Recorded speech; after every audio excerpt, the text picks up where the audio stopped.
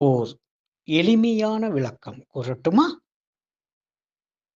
இந்த காரண தேகத்தில் மறைந்து நிற்கும் கர்ம வினைகள் நேரடியாக இந்த தூல தேகத்திற்கு வர இயலாது.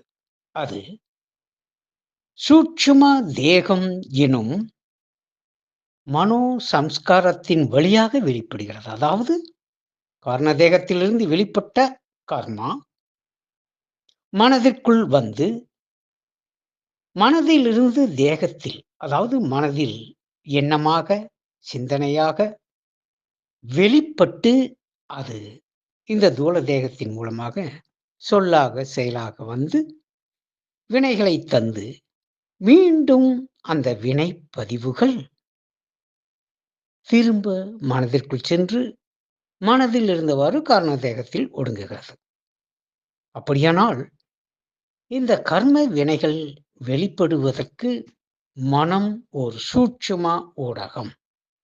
அதிலிருந்து வெளிப்பட்டு தூல தேகத்தில் செயலாக்கம் புரியும் பொழுது, இந்த தூல தேகமும் ஒரு ஊடகமாக பயன்படுத்தப்படுகிறது.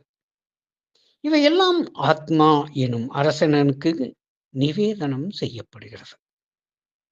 ஆகவே, அப்பொழுது இந்த ஆத்மன் அனுபவிக்கும் நிலையில் இருந்தால் ஜீவன், சாட்சி மாத்திரமான நிலையில் இருக்கும் பொழுது ஆத்மன். இதை நாம் தெளிவாக புரிந்து கொண்டால், இந்த சஞ்சித கர்மா வேறு எங்கோ இருப்பதாக எண்ண வேண்டாம். அது காரண தேகத்தில் உள்ளது.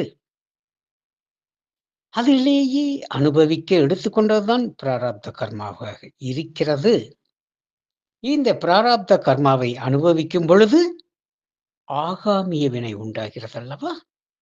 அந்த ஆகாமிய வினை தூல சரீரத்தின் மூலமாக செயலாக்கம் புரிந்து அதன் சூட்சுமத்தன்மை சூட்சும தேகத்தில் நுழைந்து அது இன்னும் நுட்பமடைந்து காரண தேகத்துக்குள் ஒளி புள்ளியாக பதிவாகி விடுகிறது.